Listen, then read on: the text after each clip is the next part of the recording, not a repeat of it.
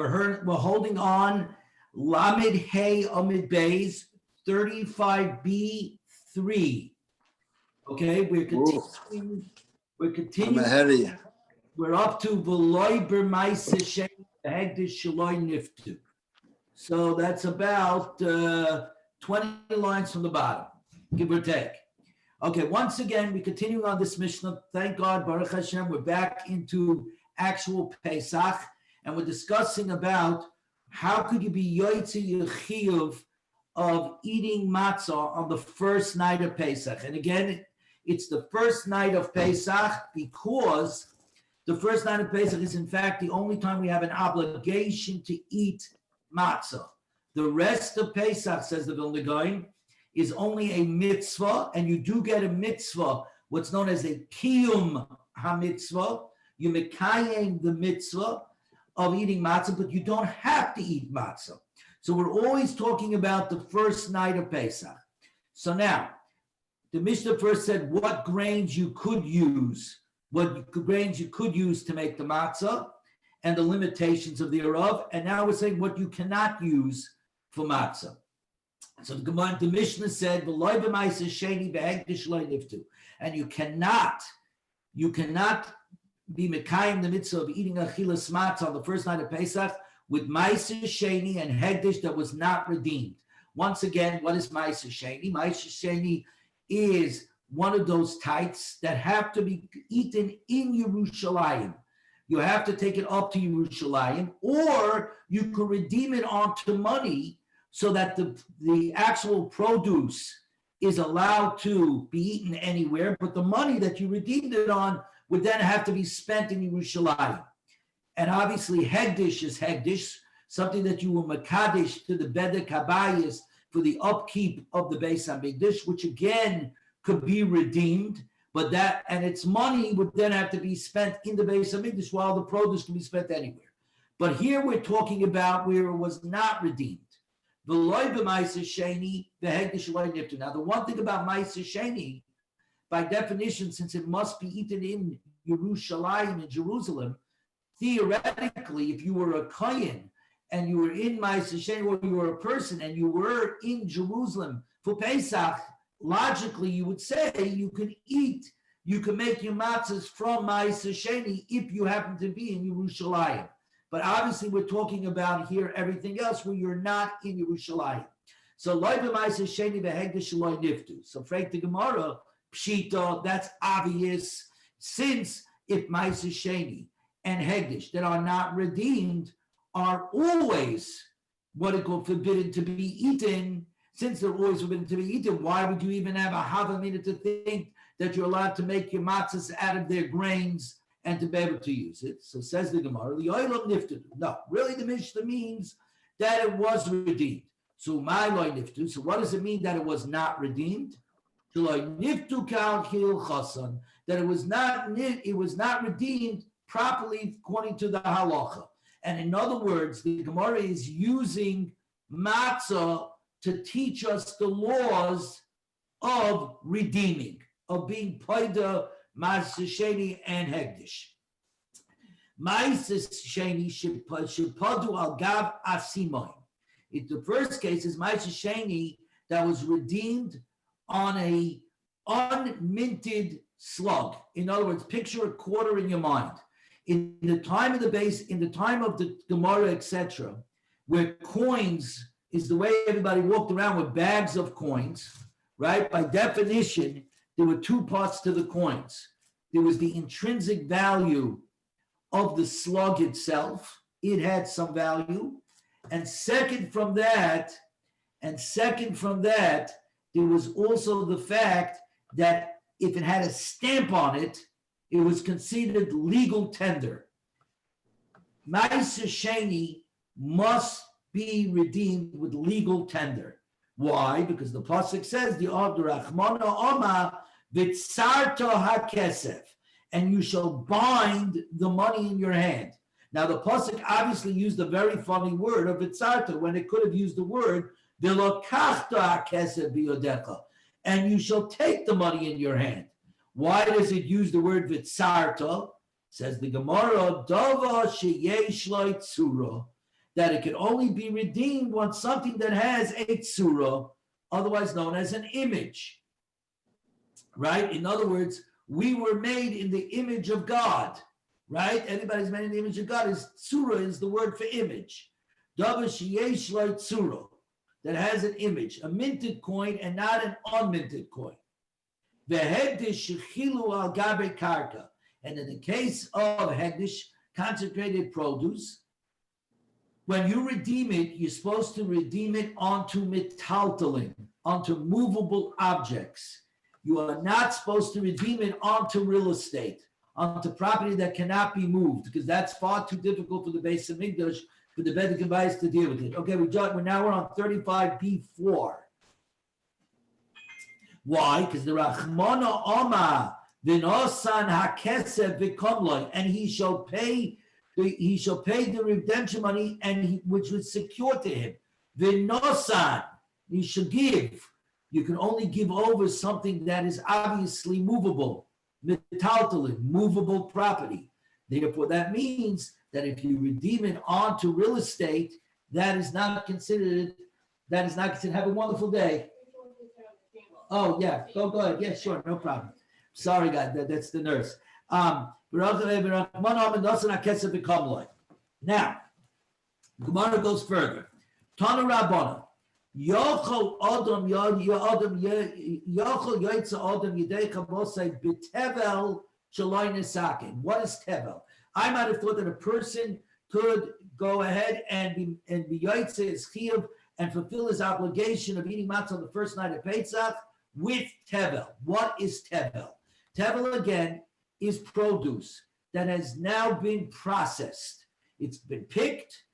It's been washed, it's been taken out of its husk, it's been smooth, miriac, and has now been piled up. So now that it's ready to be tithed, the moment it's ready to be tithed with all the trumas, truma, meiserishin, trumas meisus, meisesheni, all the stuff, which we're going to talk about later today. What do you call it? At that point, it is called tevel, meaning it now needs to be tithed. Until it's tithed, it's not considered fixed, and you cannot eat from it. So the Gemara, the Bryce over here says, I might have thought, I might have thought that a person can fulfill his obligation of eating matzah on the first night with grains made from tevel that had not been tithed. Frank the Gemara, if that's the case, kol tevel hanami loy nisake. What's those extra words in the brisa? It just simply said, yochel yaitza adam yidei chabasai b'tevel. I might have thought that a person can fulfill his obligation with tevel. Tevel, by definition, is shaloi nisake. So what is the brisa coming to add those two words of shaloi nisake that have not been fixed? It's obviously drawing our eye to it and trying to tell us something. Says the Gemara, Elo betevel shaloi nisaken kol tzorchai. It means tevel that was not fixed completely. As I told you, there are many different types of tithes. The first tithe is known as truma gedola, truma that has to go to the kohen. Tevel, if one eats tevel, the punishment is misa b'dei shemayim, death by the hands of heaven. But if one brings from the tevel truma gedola, the truma that it gives to the kohen, that punishment falls away. Once you bring truma gedola, it falls away. There's no more, because that's the sanctified tithe that you have to bring the truma gedola for the kohen. Ma'aser rishon, which you have to give to the Levi, is only a monetary obligation. The Levi has to give from the Ma'aser rishon something called trumas ma'aser. When he receives Ma'aser rishon, he then has to give 10% of what he receives back to the kohen as trumas ma'aser. Then, of course, there's Ma'aser Sheni that needs to be taken off. And then there's even Ma'aser Ani that has to be taken off in the third and the sixth year of the 7-year cycle, of the 7-year Shemitah cycle.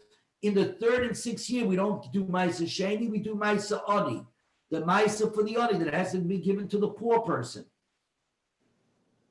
So again, Tevel is freed up from its punishment by the death of heaven, from the hand of heaven, once you give Truma Gedola. So I might have thought, so says the Gemara over here, Elo b'tevel shlo nisakin kol tzorchai. Why? Shenitla mimenu Truma Gedola. I gave from it Truma Gedola. I took off from it and I gave the Truma to the Kohen. V'lo nitla mimenu mitruma smaisa. But I did not take off of it Truma Smaisa. What do I mean by Truma Smaisa? Truma Smaisa means that the Levi received his Maisa Rishon. He received his 10%, his Maisa Rishon, but the Levi did not yet turn around and from his Maisa give the Kohen back his Truma Smaisa, 10% of the 10% that he received. So we gave the Kohen his Truma. We gave the Levi his Maisa Rishon, but the Levi didn't turn around and give his Maisa, his Trumas Maisa back to the Kohen. Or he did Maisa Rishon, or we took off Maisa Rishon, and the Levi gave the Kohen his Trumas Maisa. V'loy Maisa Sheni, but we didn't take off Maisa Sheni.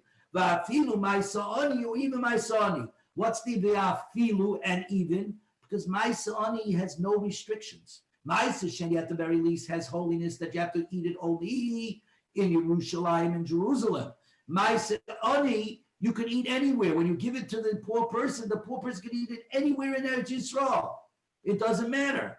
So we're saying even though you did much of what you're supposed to do, says the Rabbanon, the rabbinical decree, that if all the tithes have not been given, even though the punishment of death by the hands of heaven has fallen away, because I gave the Truma Gedola, still you cannot use this grain to be Mekayim Mitzvah of Achilas Matzah until you've given 100% of the Tevel, you've tithed every single thing away. So pray to Gemara Minayin. How do I know this? Talmud Loima, the Pasuk says, Lo Soichel Olav Chometz, Shivas Yomim Toichel Matzahs. You shall not eat with it chametz for 7 days. You shall eat matzah. So the Torah Kedosha makes a hekesh, a juxtaposition between chametz and matzah, because they're both mentioned in the same pasuk. You shall not eat chametz for 7 days. You shall eat matzah. So therefore, we say any grain that has got a restriction on account of you shall not eat chametz. That means if it has leaven. If it leavens, if it rises, it becomes chametz. You shall not eat it. Those kind of grains are the grains that could be used to make the matzah. Yotzazet, therefore excluded from this type of grain, is the grain of tevel. Why? Because its iser, its restriction that you cannot eat it, is not coming from you shall not eat chametz. Because right now it's not chametz. What's its itzer? El mishum ba'toichel tevel. Its itzer is because you shall not eat tevel. Since it shall not eat tevel, so it's not part of this juxtaposition of l'seichel of chametz. Shivas yomim toichel of matzah. You shall not eat with it chametz for 7 days. You shall eat matzah. The comparison that chametz to matzah, only those things whose iser, whose prohibition is from you shall not eat chametz, only those grains can be used to make matzah. Tevel, whose iser is not from chametz, is at this moment in time only from you shall not eat tevel, things that are on tithe. It doesn't cut, therefore it's not available. It's not a grain that can be used for matzah. Frank the Gemara, the obvious question: the isur the chametz laheichen ozlo. Very nice, good. It's tevel. I can't eat it because it's tevel. But what happens if it should rise, right? Let's say this tevel becomes chametz. Am I allowed to eat it? No, I'm not allowed to eat it because of lo yochel chametz. So then it has two isurim. The isur of tevel, and now it has a brand new isur. You shall not eat chametz. You still have a shall not be eat chametz. If these grains were to rise, you wouldn't also be allowed to eat it because of chametz. Says the Gemara, and this is a shas sugya. This is a topic discussed throughout the shas, throughout the Talmud. Amar Rav Sheshis Hamani, Rav Shimon he. This Baraisa is Rav Shimon he. The Amma who says, Ein Isser Chal al Isser. A second prohibition cannot be superimposed upon a first Isser. So in other words, this grain right now cannot be eaten because of Tevel. If it should happen to rise, it also becomes chametz, says Rab Shimon, since it already has a prohibition that you cannot eat it because of Tevel. You do not have superimposed on it, you shall not eat chametz. So if, let's say, by accident, inadvertently, a person shall have eaten this Tevel on Pesach and it had also become chametz, he would only have to bring a carbon, a sin offering, a chatos, for having eaten Tevel inadvertently, and would not have to bring a sinner offer for having also eaten chametz, because it already had one prohibition. The first prohibition that existed was that you shall not eat Tevel. Later on, it also became chametz. That's according to Rab Shimon, that second prohibition is not superimposed. You do not end up with two prohibitions, and therefore you only bring one sacrifice, one sin offering, one chatas. The Tanya, because we learned Rab Shimon says, and now we're on today's daf, we're on Lamed Vav Amid Aleph. If one eats nevela on Yom Kippur, he's exempt from being a chatas offering for eating on Yom Kippur. What's the story? There was a behema, and it died the day before Yom Kippur. It didn't get shechted, it wasn't sacrificed, it wasn't slaughtered, it simply died. So what's the halacha? It became a nevela. It's osir, it became tamei as a nevela, and it's osir b'achila. You're not allowed to eat it. Now on Yom Kippur, he completely forgot it was Yom Kippur, and he made a mistake, and he eats this nevela.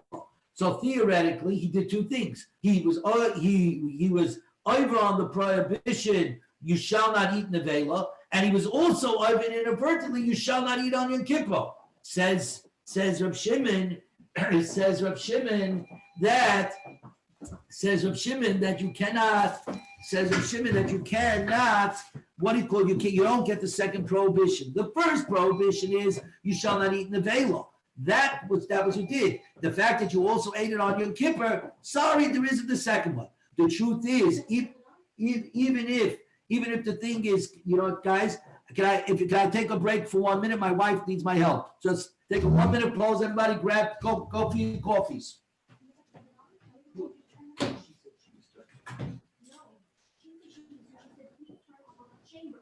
How you doing, Charlie? I'm good. I'm going out to play some golf with this other couple. We should play some golf this week. Yeah, I'd like to do that. And it should be warm today for you. So what do they say? Well, originally we were supposed to play at 9:30, so I wouldn't have been in on the shear. But now they all decided it's better to play at 10:30. So that's why we're doing it. Jerry. Maybe Jerry will join us this week. I think he's muted. There we go. I'm playing with the real golfers this morning. I'm playing with Ellie and Hindi. 30 seconds. You're playing with Ellie and Hindi? Oh, yeah. When are you playing? I don't know. I think we better play scramble, because I think other than that, I think I'm going to get destroyed. They hit one or two good balls. You're not supposed to play with Ellie and Hindi. They play every day. They're into it. Ellie's like a mate. He's a 9 handicap. They invited us. No, I think it's very nice. Yeah. I just wanted to tell you I was playing slow and they tried to kill me off on the eighth tee.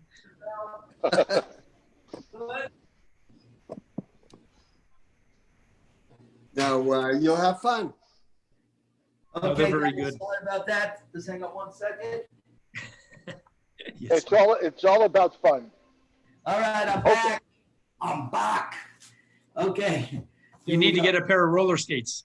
Yeah, you think. Anyway, so, okay. So, and by the way, not only is it that he only has to bring a carbon, a sacrifice for eating the vela, but not for eating on Yom Kippur. But in fact, even if the behemoth would die on Yom Kippur itself, so that the Isser theoretically were born at the same time, both on Yom Kippur? The answer is that Behema, even then he would, if he ate inadvertently on Yom Kippur, he wouldn't have to bring for eating inadvertently on Yom Kippur. Because while the Behema was alive, there's a halacha of Eber min achai. You're not allowed to eat a limb from a live animal. So there was already an Isser, there was already prohibition in the animal itself, even if it were to die on Yom Kippur itself, which was that it came into Yom Kippur with the Isser of Eber min achai. So Reb Shimon would hold either way, no matter what. In such a case, you would only bring a carbon, a sin offering, a chatas, either for Eber min achai, which we wouldn't have, or for eating nevela, but not for eating on Yom Kippur. And it's the same thing over here by Tevel. You would only bring for Tevel because that was the first prohibition that existed, and only afterwards did it rise, and you got to chametz. So that's the first answer. The second answer says Ravina Ama Afilu Temer Rabbanu. You could even say it's Rabban, even the Rabbanu who do say Yesh Isser Chalal Isser. You can superimpose a second prohibition on top of an existing first prohibition, because they say over here Misha Asu Mishum Ba'Toichol Chametz Bilvad, because the grains whose restriction come on account of do not eat chametz exclusively. The only prohibition on these grains are that they rose and they became chametz, and now on Pesach I cannot eat them because of chametz. Yaitz is that. So then what comes out of that, which is tevel, whose restriction is not simply exclusively just because you shall not eat chametz if the tevel shall rise. But it's also because of you shall not eat tevel. So the grains that could be used for Pesach, because of the pasuk that says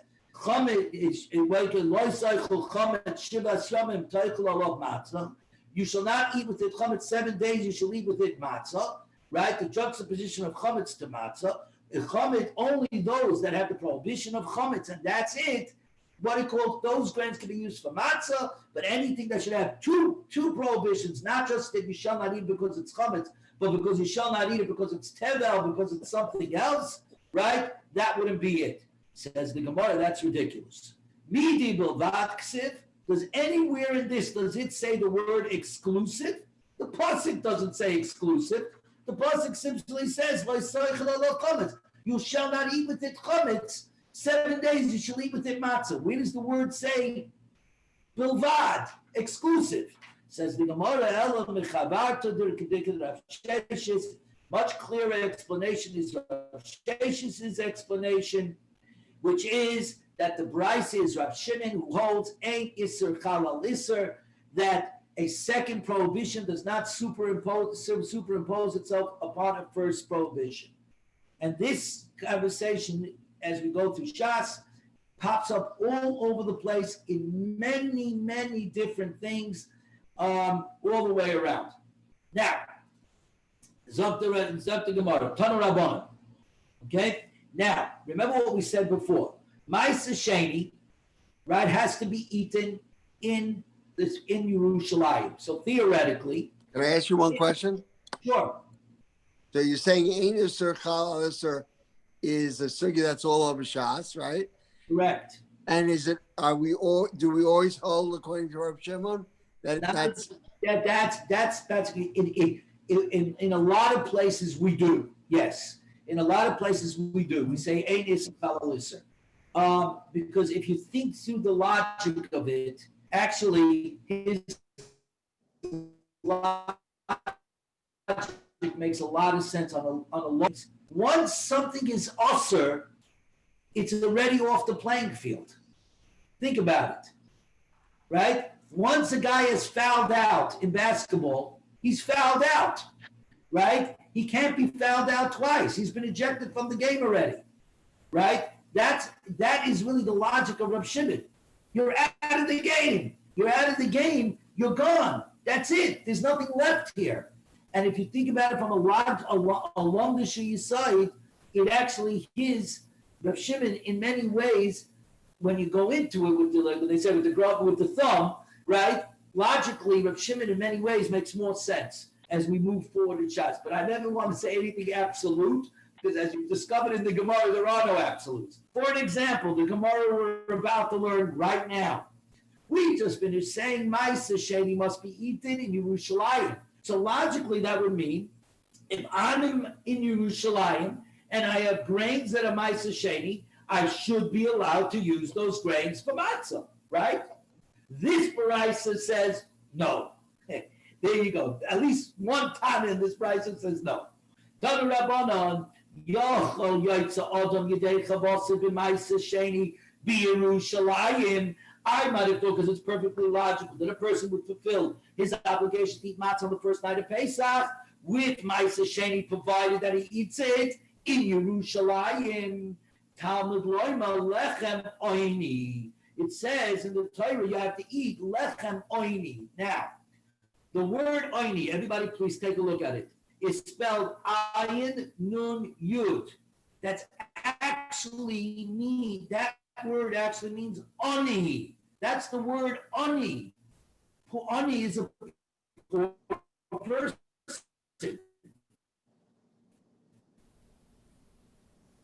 We don't actually pronounce Oni, but with an O sound or an Oi sound, depending who you are. So it says Talmud Loima Lechem Oini. Okay? So it could be translated different ways. Comes this man, the Omer, and says, Lechem Oini, it sounds like Ma Shenechel Be'aninus. That matzah has to be something that can be eaten while a person's in a state of aninus. What is aninus? When, heaven forbid, Al Tiftach Peh Satan, one of the 7 relatives, close relatives of a person passes away. Min HaTorah, a person falls into a state of grief called aninus, okay, which lasts until the day passes upon which the person was nifted, the person passed away, until the day passes the day. Midrabanon, the state of aninus continues until the body is buried. You'll notice, therefore, Avelus as we know it, 7 days of Avelus, is not biblical in nature whatsoever. In fact, it's not even exactly rabbinical in nature. Aninus, oinein, okay, is the biblical thing which we learned from Aaron HaKohen when his sons were killed by the Eish Zara, by the fire, by Pasha Shemini, Nadav and Avihu, is again, biblically, is only when the dead person is in front of you until the night after he passes away. Midrabanan, it's until he's buried. Avelus is rabbinical in nature, but really it's extraordinarily traditional. It's based on everybody's own minhagim. And that's why there's never a clear rules and what it is. It really depends who you are, where you came from, and how it emerged. Anyways, back to our Gemara over here. Talmud Loima Lechem Oini, not Oni, but Oini. That's the way we pronounce it. Ma Noichel Be'aninus. It has to be something that could be eaten in a state of aninus. Yotzazeh, therefore matzah made out of Ma'aseh Sheni does not work. Shelo Nechel Be'aninus, that does not be eaten in a state of a grief, a state of aninus. Elo b'simcha. It must be eaten with joy.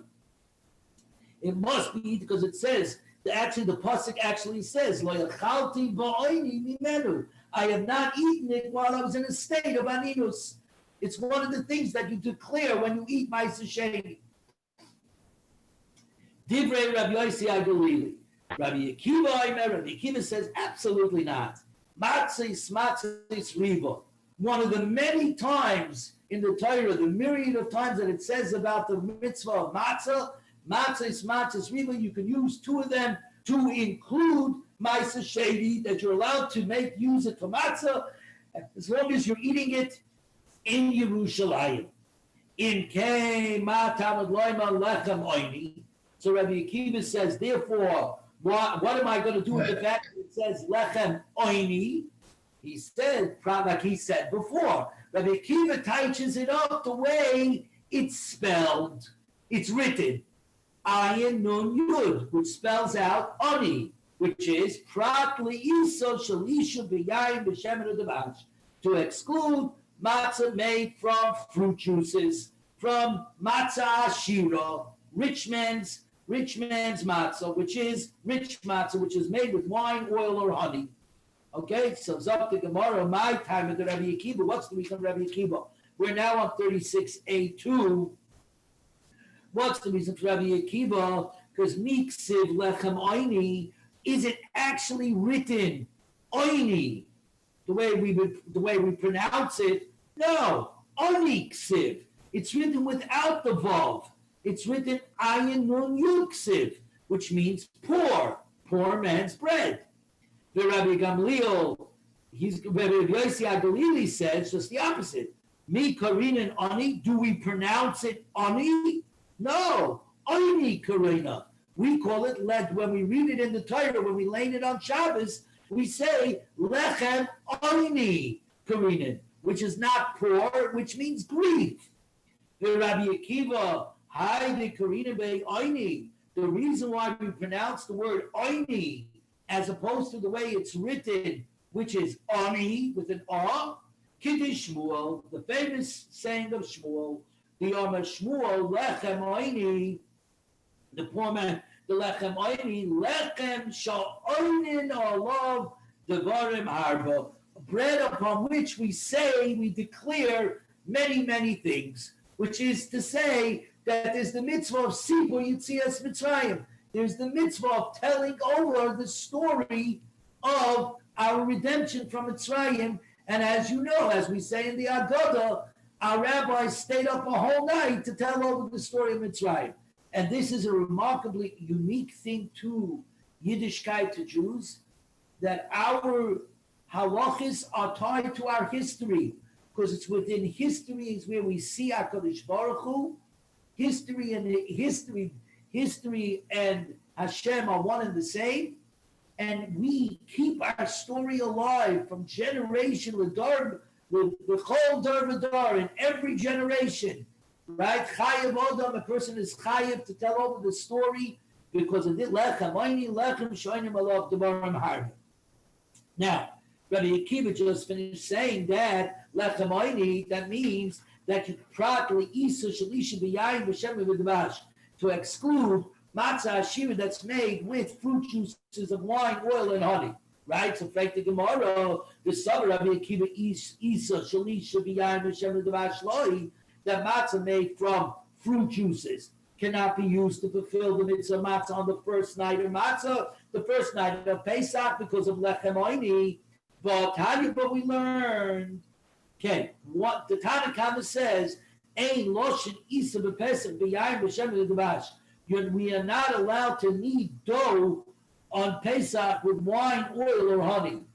Now, number two, ve'im losh, if the fact is you did knead with fruit juices, Rabbi Gamliel says, tisaref miyad, you have to burn it immediately, because Rabbi Gamliel holds just the opposite of everybody else. He holds fruit juices makes things rise even quicker than water. It rises quicker than 18 minutes. So that we got to worry about by the time you bake it, it's already chametz. So he said, I want you to get rid of it already.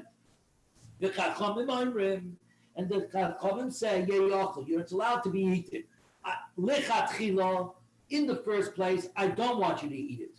But if you should need it, you should knead the dough with fruit juices, it's okay, you can eat it, because the Chachamim hold just the opposite. They say it takes much longer. It takes longer for fruit juices to make things rise. And therefore, we're not worried about them. By the time you bake it, it's going to get chametz. But Rabbi Akiva is a third view. Rabbi Akiva seems to be saying, in the first place, lechatchila, you're of course allowed to knead with fruit juices. Shabbos, Rabbi Yeshua. One Pesach I spent by the residents of Rabbi Eliezer and Rabbi Yeshua, and I needed for them dough with wine, oil or honey.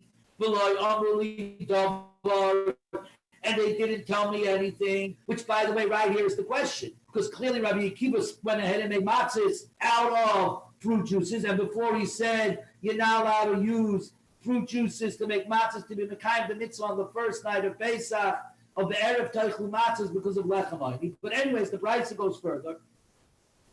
And even though the Tanakama said you shall not knead with wine, oil, or honey, but if you have already dough, a formed dough, you could baste the dough with one of these liquids. You can put it on top of the dough. You can, brush it off. And the Gemara says, Asim Tanakama. That means you come back to the Tanakama, who's the one who says, Ein Loshen Isim Bebesim B'Yayim B'Shem B'Dvash. You shall not knead dough with basic with wine, oil, or honey, but you can baste it. But anyways, now we're on 36. 8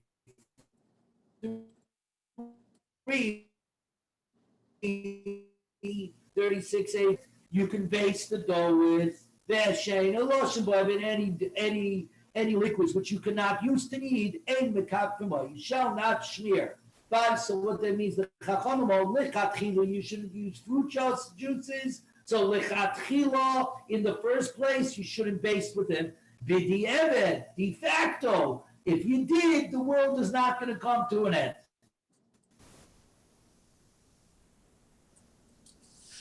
Okay, but with Shavin, and they all agree, she'ein loshen is a isha bit poishrit, but you're not allowed to lukewarm water, because lukewarm water is the fastest agent for rising. When you use lukewarm water, somehow when it interacts, it makes things rise. And why would you use lukewarm water? Because it brings out the best of the flour. Because as we're going to see, the Gemara loves white bread and does not like whole wheat bread or 7 grain breads. It doesn't like them at all. The Gemara was very big into white bread. Anyways, bottom line is we have a kasha on Rabbi Akiva, because Rabbi Akiva just finished saying that you're not allowed to use fruit juices to make matzahs on the first night of Pesach, to be the kind of Akiva of eating matzah. And when he was by Rabbi Eliezer, Rabbi Yeshua, he made for that matzahs he needed dough with fruit juices, and they didn't complain. And for the Gemara like kasha, what have we been learning the whole time? Ho b'yom tov rishon. This first brisa deals with the first day of Pesach, meaning the first night of Pesach, when there is a chiyuv to eat matzah. You must eat matzah. There's an obligation, because it says be'erev teichlu matzahs. In the evening you shall eat matzahs. So since you must eat matzahs the first night of Pesach, they have to be lechem oini, the poor man's bread, which means not with fruit juices. Yontav Sheni, the rest of this is talking about from the second day of Yontav and further, where there is no chiyuv, there's no obligation to eat matzah, but there is a kiyum mitzvah. There is a kiyum, that means if you eat matzah, you are mekayim a mitzvah. That can already be done with matzah made out of fruit juices. And in fact, that is why today, egg matzahs, most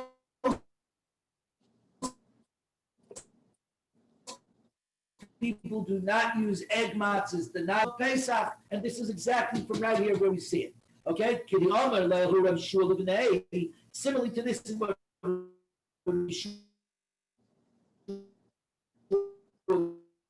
told his children, Yomi, dough with milk as one of its ingredients. And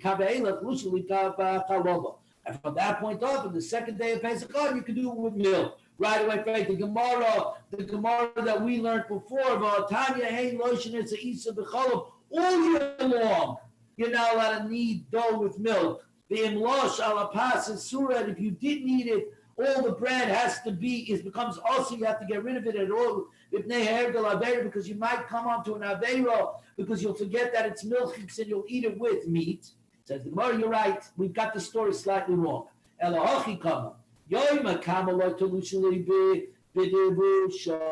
the first day of Pesach, do not need to be dough with honey as one of its ingredients. But from the second day on, you can eat with meat together, matzah made with honey. And if you want to go further, the truth is it's talking about milk. ke'ein Torah shari. If you make bread the size of the eye of an ox, so it's a small size bread, in other words, a bagel, for all intents and purposes, then it's allowed because you're going to eat it up right away.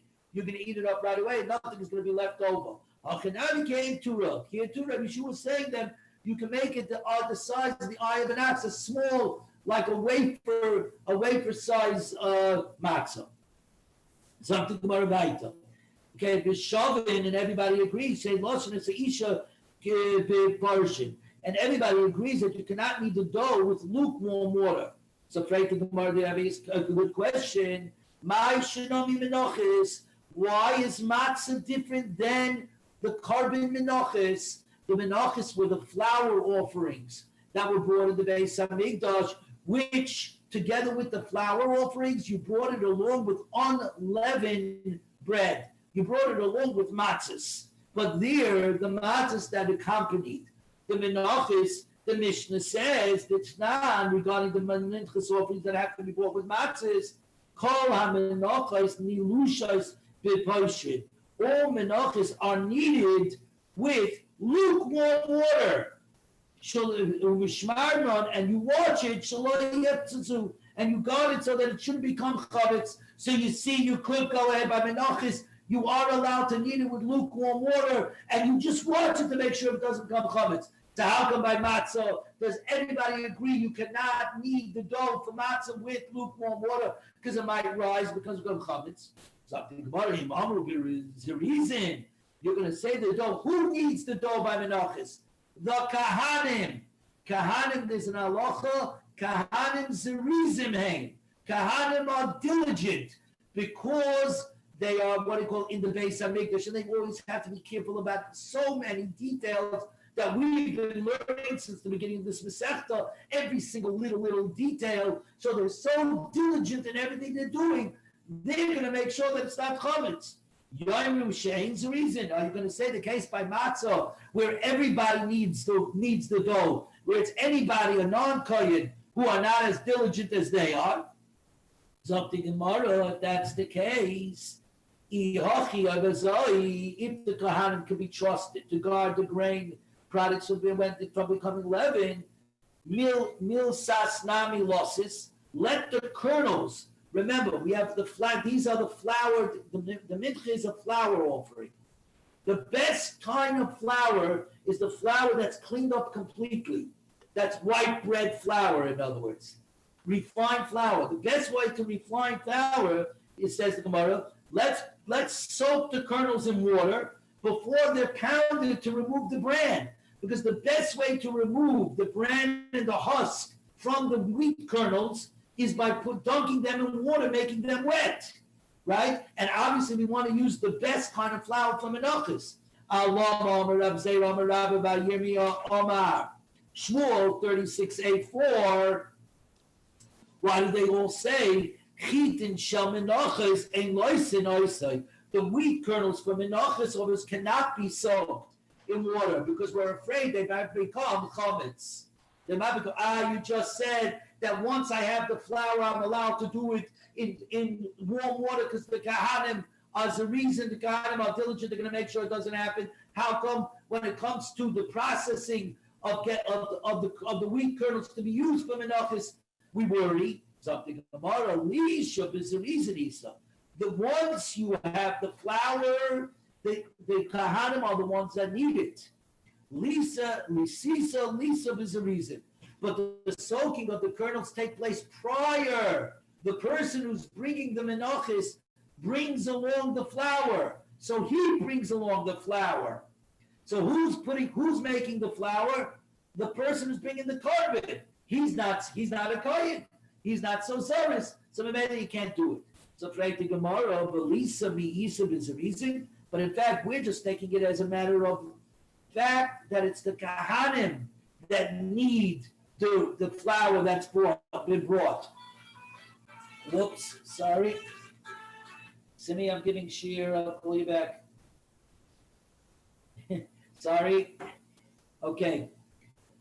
Belisa mi-isa is the reason. Is that a fact of life? Is that a fact of life that the kneading was done only by the kahanim?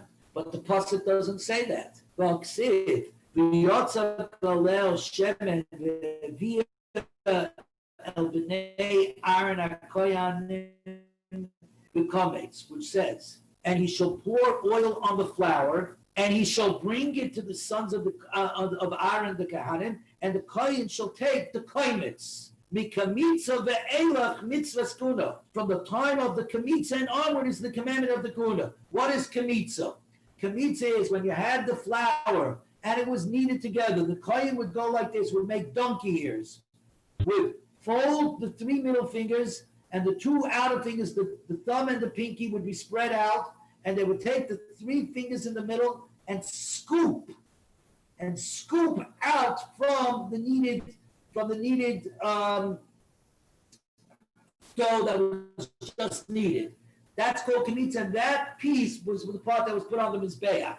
Now, kamitza ve'elach mitzvahs kahuna. From the avodah of the kamitza and onwards is the kohen. Limed al yitzika velila. This teaches us concerning the pouring and the mixing of the oil. Kisher b'chol adam. It's kosher for any person. So that means that even the regular people, non-Kohanim, were allowed to knead. So how come we say the wheat kernels cannot be soaked? Because they're being soaked by the regular people, not the Kohen. We're worried about it's become chametz.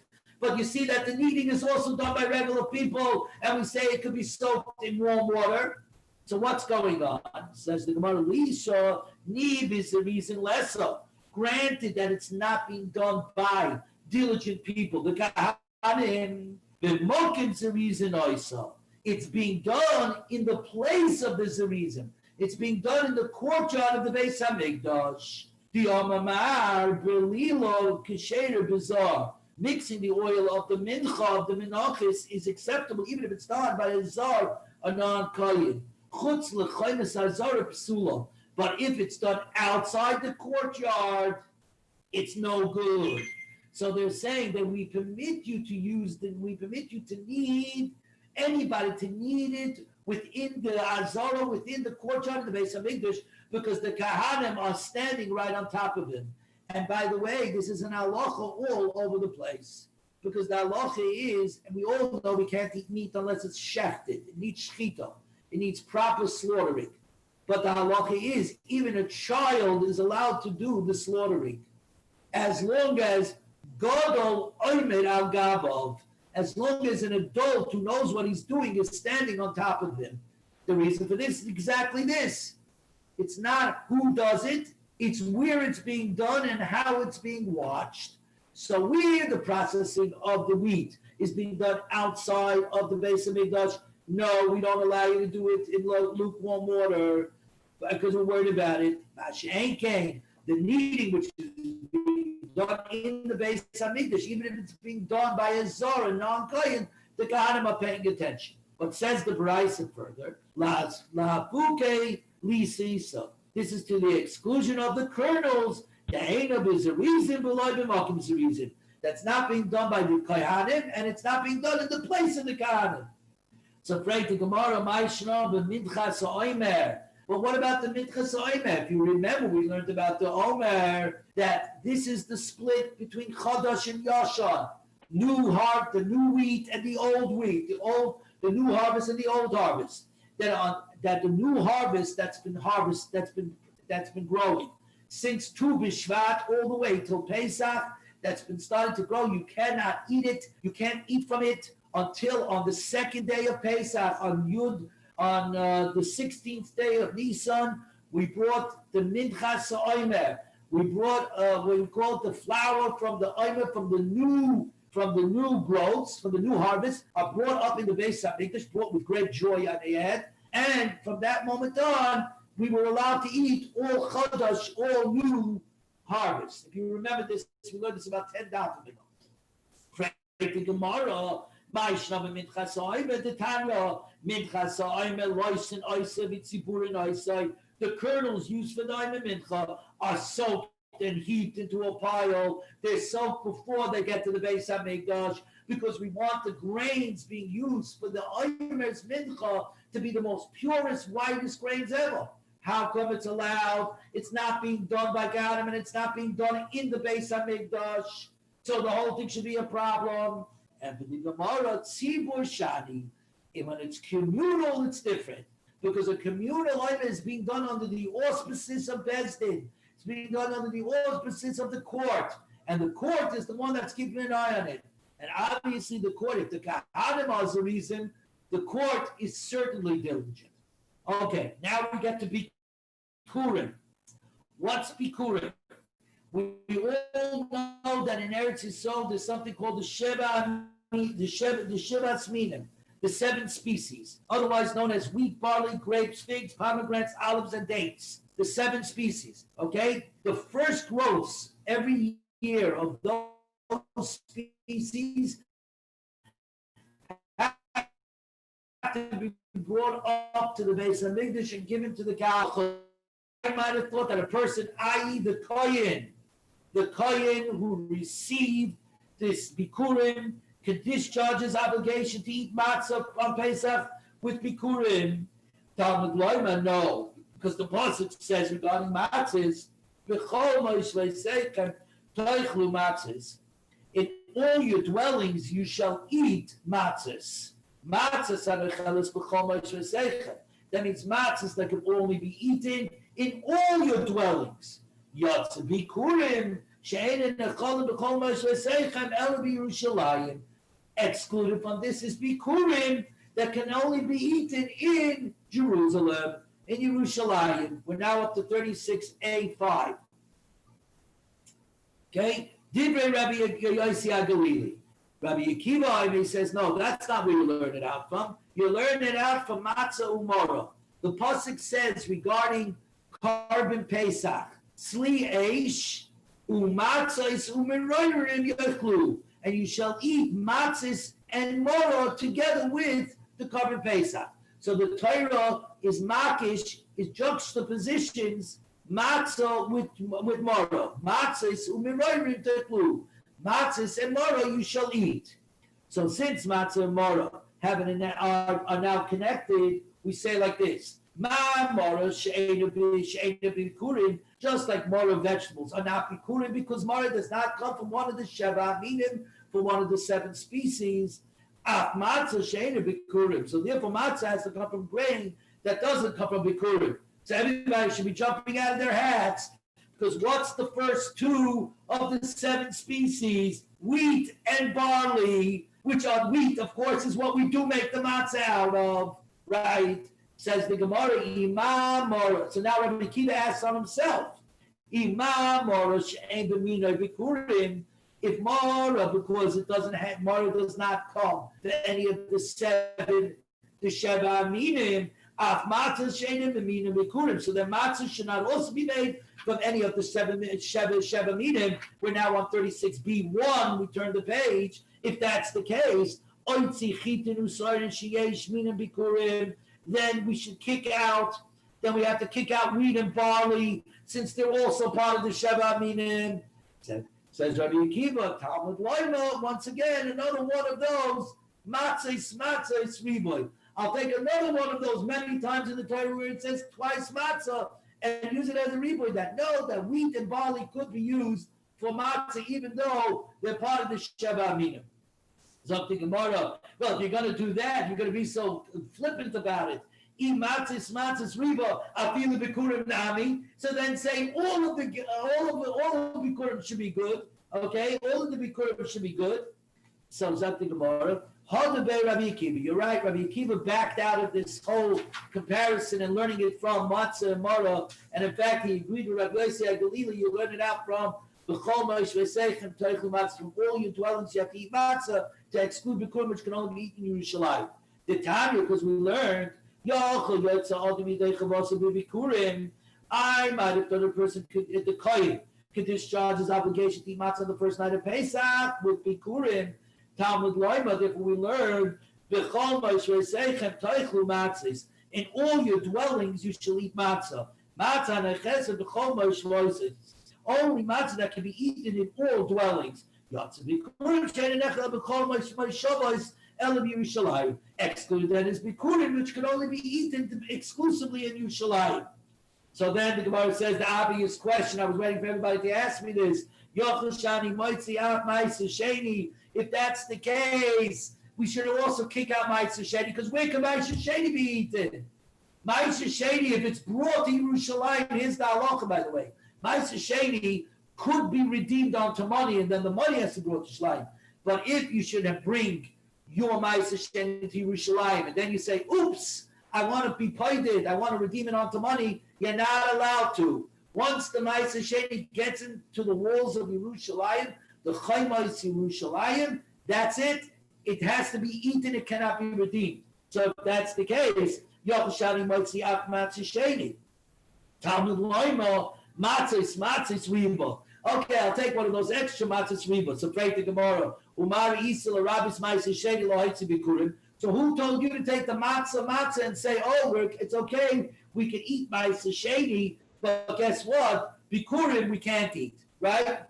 Maybe it's just the opposite. Ma'aser Sheni that came within the walls of the Chaim Yerushalayim is stuck, and therefore you must eat in Yerushalayim. So you can't use it to make matzah. And bikurim, maybe you could. So the Gemara, no. Marba ani Ma'aser Sheni. When I say matzah to include Ma'aser Sheni is because it's more logical. Why? Sheyesh lo heter b'chol ma'ishmos k'der Rabbi Elazar. It's not Rabbi Eliezer, it's Rabbi Elazar.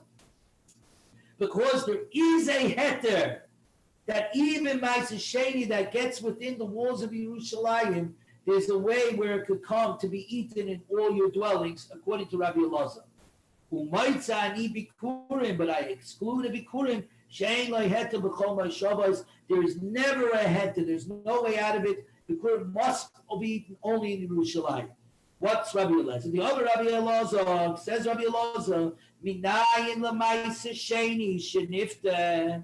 How do I know that Ma'aser Sheni that became Tomei shepoidenoisa, that you could redeem it afilu b'Yerushalayim, even if you brought it into Yerushalayim, where normally you cannot redeem onto money the Ma'aser Sheni. If it should become Tomei, you could redeem it, and then you'd be allowed to go ahead and eat the Ma'aser Sheni outside of Yerushalayim as well. Talmud Loima, because the pasuk says, Ki loy suchal se'esoi. If the way to Yerushalayim will be too great for you regarding Ma'aser Sheni, so that you will not be able se'esoi. What is se'esoi? The ain't se'es elo achilo. Se'es only means eating. Shenema, like we just had it in last week's Parsha, 2 weeks ago in Parsha's Miketz, Shenema, by Yisa Masas Me'es Panav. When Yosef invited his brothers, he took portions, masos, from before him. So we see that Ma'aser Sheni, under the circumstances of becoming Tomei, could be redeemed and be allowed to eat anywhere. And Ma'aser can be Kurim, cannot. We're now on 36b2. Okay, and somewhere over here we're going to end. So it's up to Gemara. Now, who's the one that was said regarding Ma'aser Sheni that you could discharge? Who said you are allowed to use Ma'aser Sheni to make matzahs? Is Rabbi Akiva. So umakmina lein. How does he compare it to the bikurim? We call Ma'ishvay Seichet. Shema no hodabei, that actually Rabbi Akiva backed away from his other pshat of comparing matzah tomorrow to learn it up. Since he didn't do over there with matzah tomorrow, it turns out he dropped it because he said, you're right, because if you use matzah tomorrow, it'll turn out that you can't use, just like Mara can't be done for bikurim, so matzah can't be done for bikurim, but that would mean that wheat and barley can't be used to make matzah. So they, what he called, obviously that can't be the case. It's up to Gemara. The Rabbi Yossi HaGalili, just another minute or so, but Rabbi Yossi HaGalili, take the claim to Lechem Oini. Let Rabbi Yossi HaGalili learn it out from Lechem Oini. Like he said before, he reads it Oini. He says you read it as you read it. Oini, meaning bread of grief. Mi shenechel ba'oini. Only matzah can only be from grains that can be eaten with aninus during grief. Yatzazeh and enechel ela b'simcha. Outside, excluded from this is bikurim, which can only be brought with joy. So much joy, by the way, that the Greeks, the Syrian Greeks, during the terrible times of Hellenism when they tried to stop everything. One of the mitzvahs they specifically went out of the way to stop was the bringing of Bikurim because it was brought with great joy. And with this, we say, Sabalei Rab Shimon, Rabbi Yosef holds like Rab Shimon, the Tanya Bikurim is Surin La'ainin, Bikurim is even Asa to Ainin, the Rabbi Shimon is Matin, Rabbi Shimon is Matin. This is where we're going to stop, and we'll pick it up from here tomorrow from my time of the Rabbanan about Bikurim and Ainin. We'll get into that subject tomorrow. Everybody have a great day. Enjoy.